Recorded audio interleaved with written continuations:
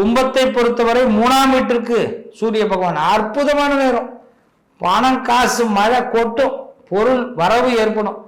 கண்டிப்பாக வட்டிக்காரன் வட்டி கொடுக்குறவெல்லாம் உங்கள் வீட்டில் வந்து நிற்பான். என்கிட்ட வாங்கி அடைய ஐயா நீ வேற. இந்த மாதத்துலையாவது நானும் சம்பாரிச்சு வட்டி இல்லாமல் வாழ மாட்டேன். நான் வாய்ப்பு இல்லை ராஜா. நான் பொதுவாகவே சொல்லுவேன், சிம்ம ராசி, துலா ராசி, விருச்சக ராசி, கும்பராசி, இந்த 4 ராசியுமே கடனில் தான் வாழும். அது நீங்கள் எங்கே வேணாலும் போய் பார்க்கலாம், கடனே இல்லாமல் இருக்க முடியாது. ஆமாம், கன்னி ராசி அதையும் சேர்த்துங்க, 5 ராசி இருக்குது கடனில் உள்ள ராசி. அதில் பார்த்தீங்கன்னா கும்பராசி, இந்த கடன் எப்படின்னா நமக்காக வாங்க மாட்டோம், நம்ம பேரில் பல பேர் கடன் வாங்கிட்டு இருப்பான். நம்ம பேரில் பல பேர் கடன் வாங்குவான், நம்மளை வச்சு கடன் வாங்குவான், மறுக்க முடியாது.